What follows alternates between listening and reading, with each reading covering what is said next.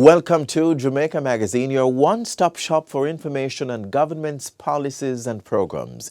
Today we're looking at strategic measures concerning the importation of live animals, a topic crucial for everything from agricultural development to biosecurity.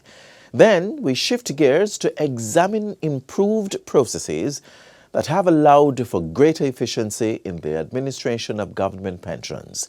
Stay with us as we uncover the details behind these essential government initiatives. I'm Adrian Atkinson. Welcome. Nutritious food, succulent dishes, superior workmanship, and excellent service. Jamaica is on the go. Let's grow what we eat and eat what we grow. Let's harness the indomitable spirit of our most valued resource, our people. Let's support our local businesses. After all, buying Jamaican means building Jamaica. Original.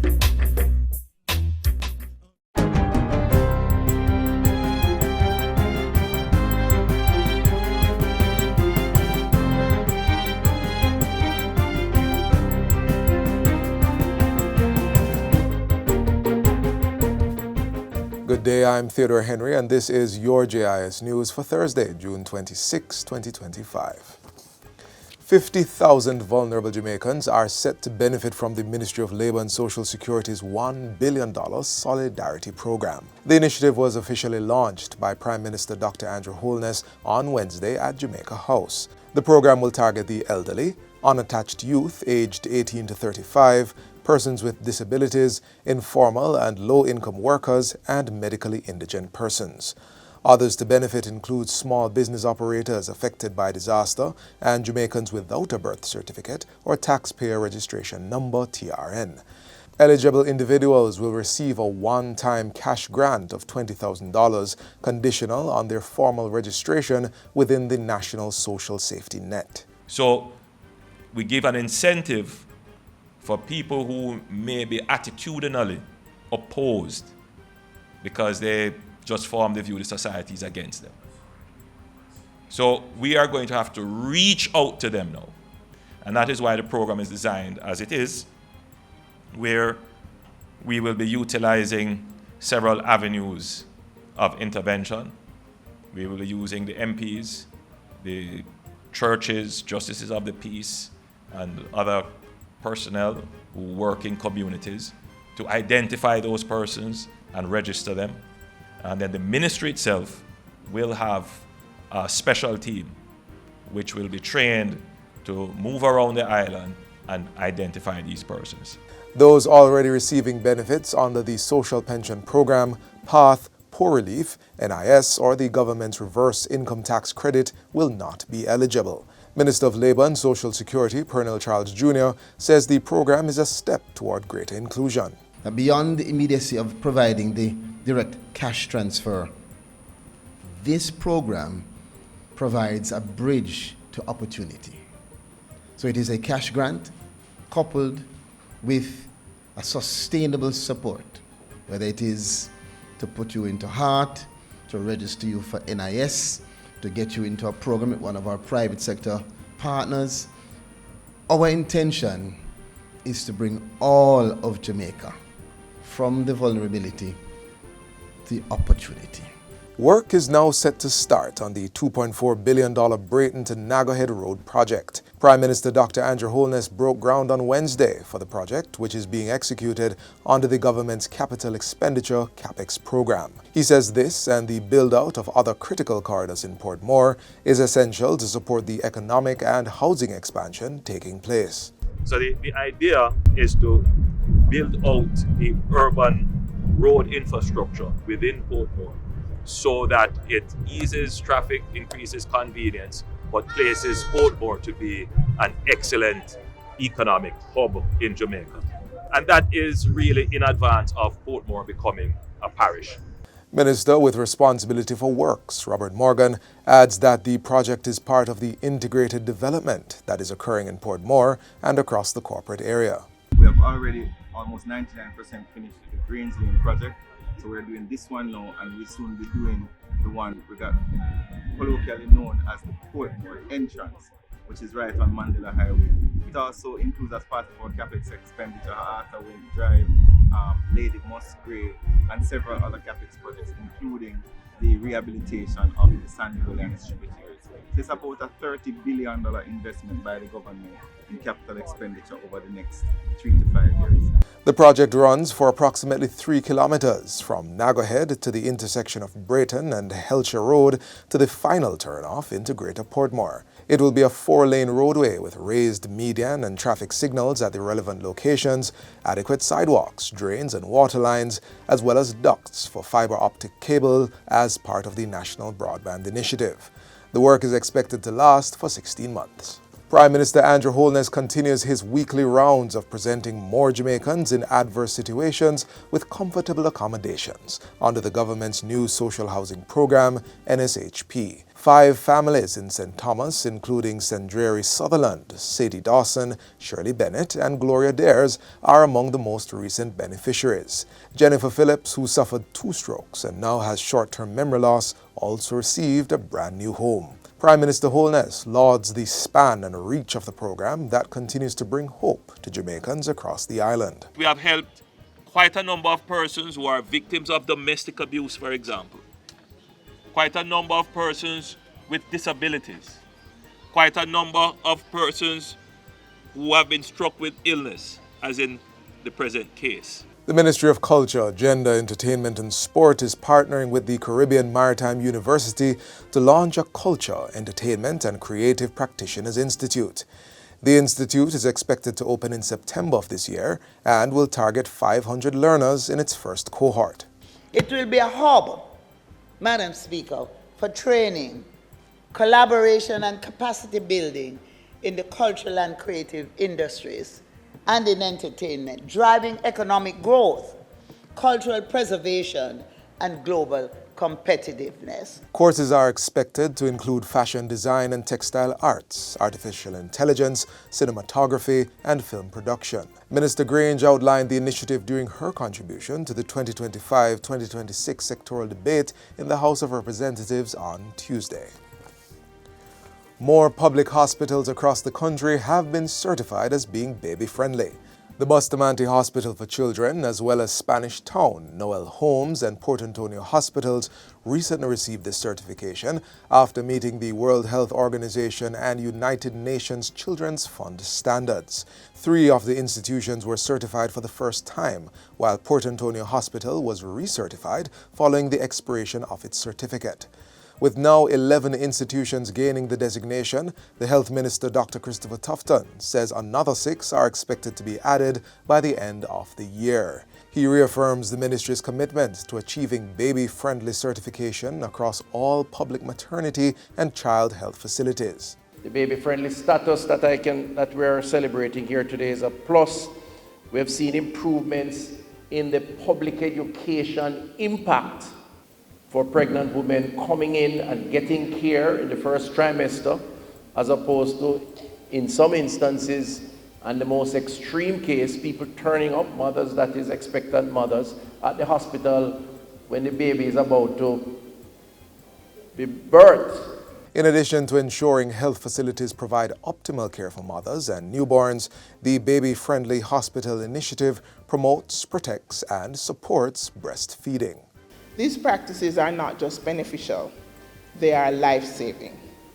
Exclusive breastfeeding in the first 6 months of life is the foundation for optimal health and development throughout the life course and has been shown to boost the baby's immune system, support healthy brain development, protect against respiratory and diarrheal disease, promote bonding and emotional connection between mother and child, benefit mother's health. And finally, Jamaicans and other Caribbean nationals are being invited to register for the 18th CARICOM Road Races, set for Saturday, July 5 in Montego Bay, St. James. The free event, which includes a 10K run and a 5K run walk, will take place ahead of the 49th CARICOM Heads of Government meeting, to be chaired by Prime Minister Dr. Andrew Holness from July 6 to 8. During a recent JIS think tank, Minister of Foreign Affairs and Foreign Trade, Senator Kamina Johnson-Smith, emphasized the importance of the races. The run walk has some importance. It is not only to build camaraderie around regional athletes who will participate,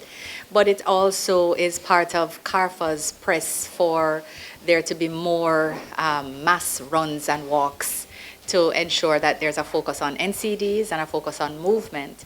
So Caribbean Moves, which you might recall came out of Jamaica Moves, will be on show. It will, of course, ensure that we have a good active start, and we will have it as our commemorative CARICOM Day event as well. Registration is open to individuals and teams representing corporate groups, churches, clubs, or families. Sign-up must be completed online by the 1st of July. The winner of the 10K run will receive $1,000, with cash prizes also going to second and third place finishers. And that's it for JIS News Today. I'm Theodore Henry. Thanks for watching.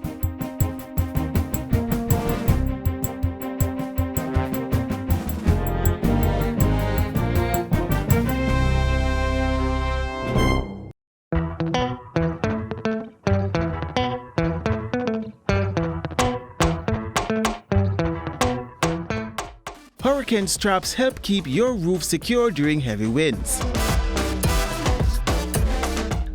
Strap is advice. Make sure your home is secure. Strap down your roofs to withstand the wailing winds of hurricanes and other major storms. Don't wait until it's too late.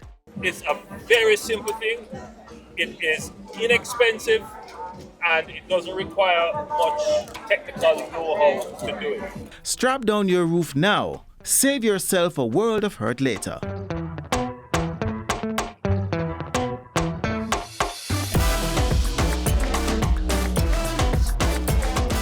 To protect our native plants, animals, and even people from zoonotic diseases, the Ministry of Agriculture has enforced its import regulations of live animals. These regulations are in place to protect our food security. Here's more information from the ministry.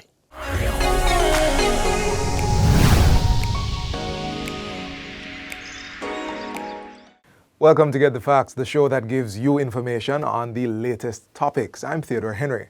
Whether it's pets, livestock, or exotic species, bringing animals into the country involves strict guidelines to protect our people, our agriculture, and our environment.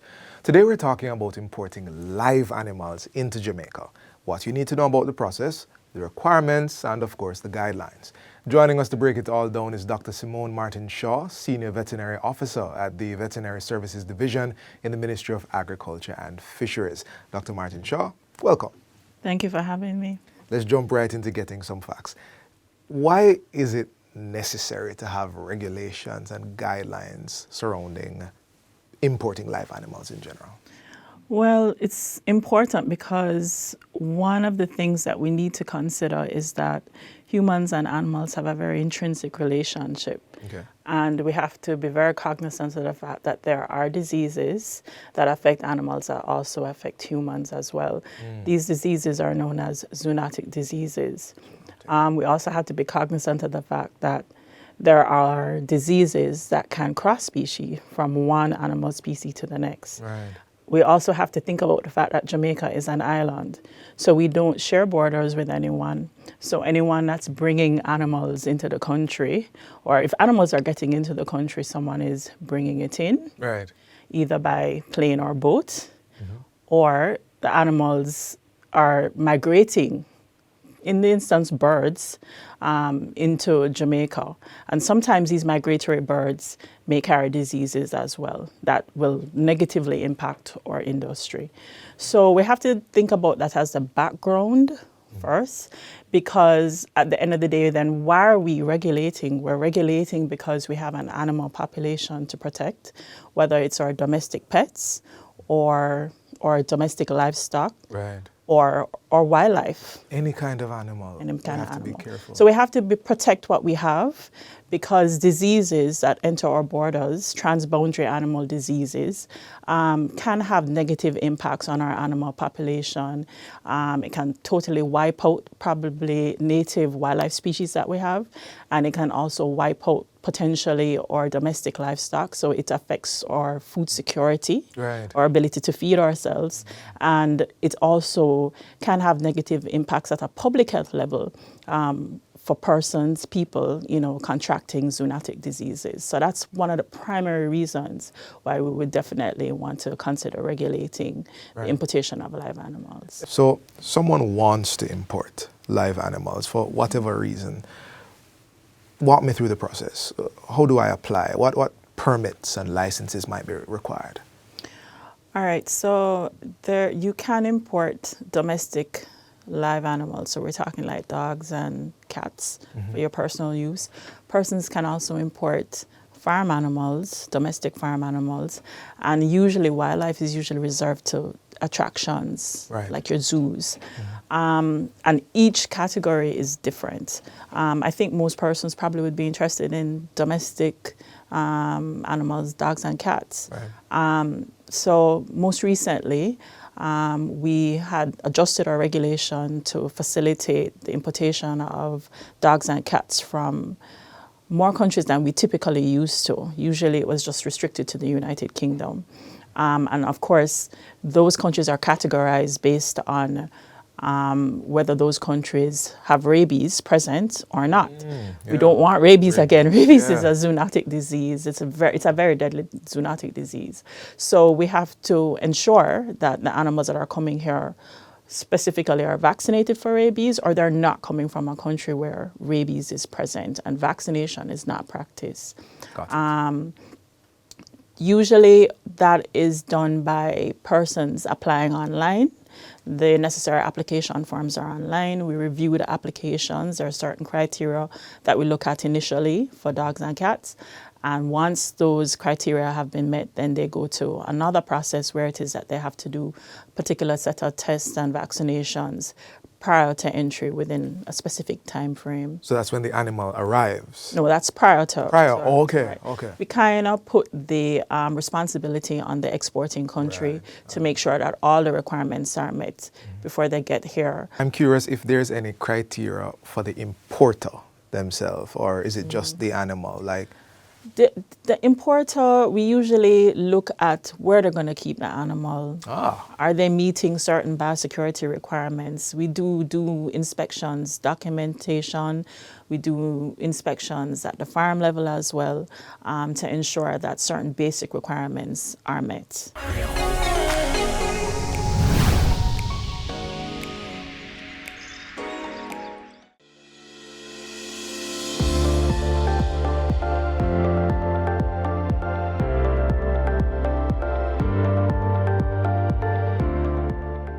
Effective July 1, 2025, the old cotton banknotes, including the $5,000, $1,000, $500, $100, and $50, will no longer be legal tender. This means you will not be able to use them for purchases or other cash transactions. But don't worry, the Bank of Jamaica will continue to redeem these notes at face value indefinitely. Going forward, use the new polymer banknotes that have been in circulation since June 2023. These include the $5,000, the $2,000, $1,000, $500, $100, and $50 notes, along with the $20, $10, $5, and $1 coins.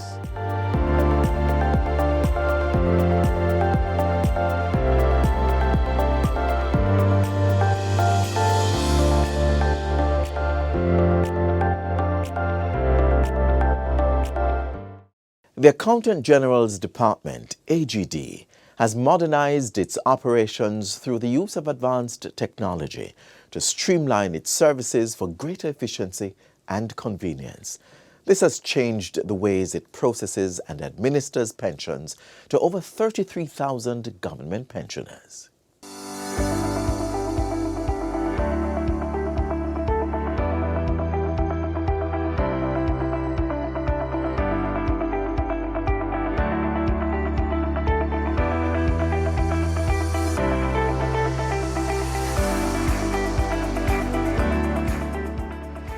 The Accountant General's Department, AGD, administers and processes pension payments for over 33,000 government pensioners. the AGD is making it more convenient for pensioners to efficiently and effectively access their services through various platforms. Hi, I'm Shaquille Rochester Shorter, and welcome to Finance Matters. Joining us today to tell us more about the new and improved services at the AGD is Mr. David King, Acting Director of Communication and Customer Service. Remember to like, share, and subscribe to our YouTube channel. Follow the Ministry of Finance on Facebook, Instagram, X, LinkedIn, TikTok, and now Threads to see all the episodes and highlights. Thank you, Mr. King, for being on our program today. Thank you for having me. All right, so I know that AGD has always been making strides in reaching our pensioners. I want you to tell us now about the new ways that AGD has been reaching our pensioners. All right, so thank you again for having me. One of the ways AGD has been trying to reach our pensioners is by digitizing or digitalizing the process. So one way is we're trying to infuse technology into how we do our processes. For example, our status portal is one of the ways we have that. All right, so tell me about the status portal.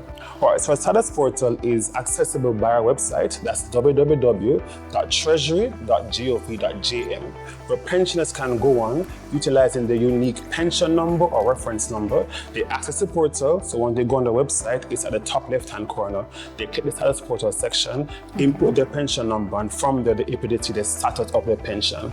When we refer to the status, what we're talking about is if they're active, inactive, or suspended. So once able to go on, they can see the date they submitted the pension, the life certificate. They're able to see when it's actually due, and should they require any additional feedback, they can actually contact us by the portal via email or request a call back from the office. All right, so I get that is a little more efficient for our pensioners, but when I think of pensioners, I'm thinking of persons more elderly than you and myself, right? So what about the drop box? Is that still happening at AGD? Yes, so we do have a drop box available at different parts of the island. So we know that sometimes our pensioners are located from Moran Point to Naggo Point, and they can't always make it into Kingston. So what we utilize is provide a convenient service for pensioners at the Ministry of Finance and the Public Service at Hero Circle, at the parish libraries in Montego Bay, as well as in Mandeville, where pensioners can come in, drop off the life certificate documents, and we, the AGD, within a certain number of days,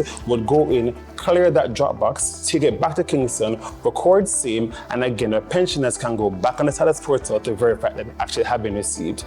This particular mechanism is safe, secure, and we encourage our pensioners who aren't able to actually come to the AGD during our office hours to utilize same at 21 Dominica Drive after office hours.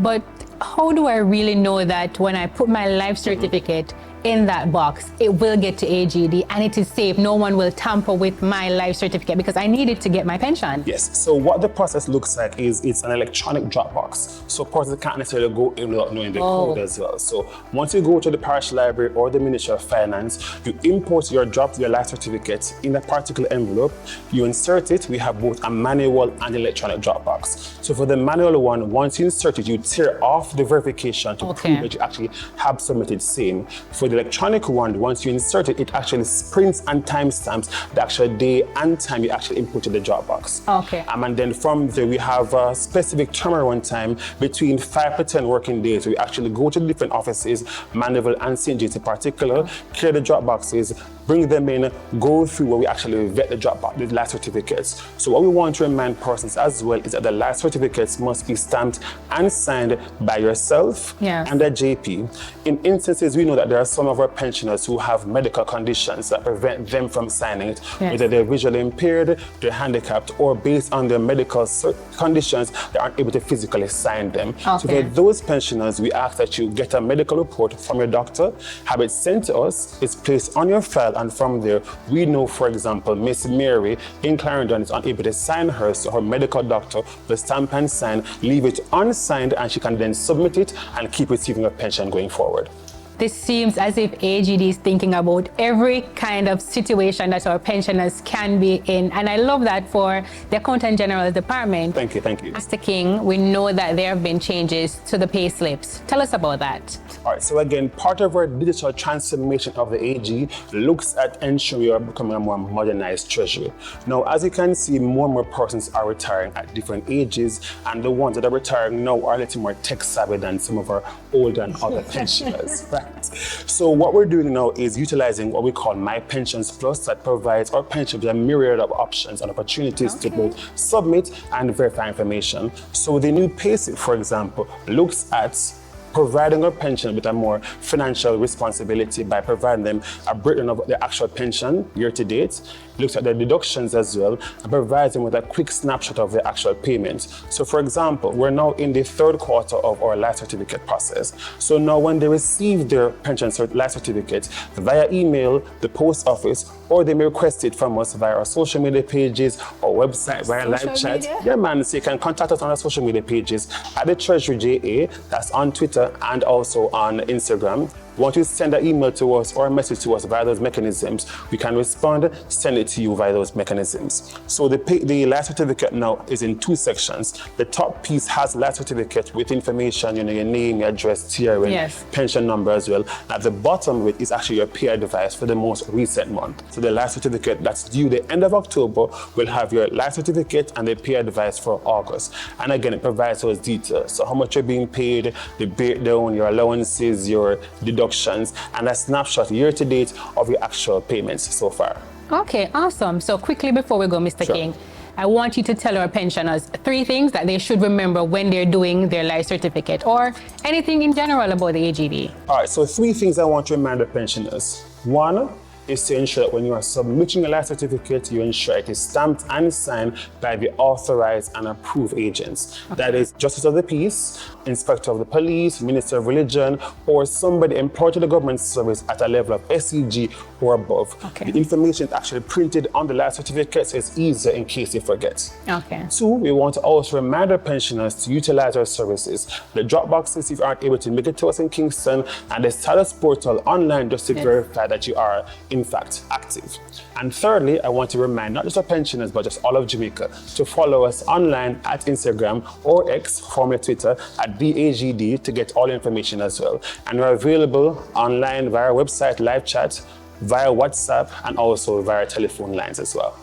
Well, thank you, Mr. King, for coming on our program today and letting us know how the AGD is making life easier for our pensioners. You're welcome. And thank you for joining us on this episode of Finance Matters. Remember to follow us on social media at MOF Jamaica and tune in next week as we continue to demystify the economic and fiscal policies and initiatives implemented by the government to empower Jamaicans as we chart a path to Jamaica's economic prosperity.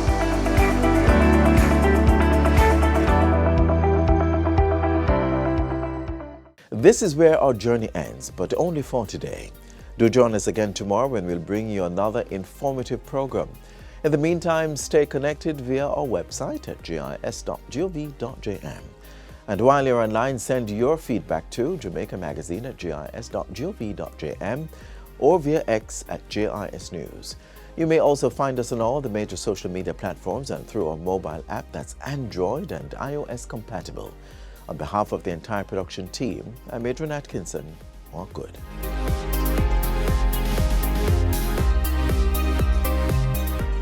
This has been a production of the Jamaica Information Service, the voice of Jamaica.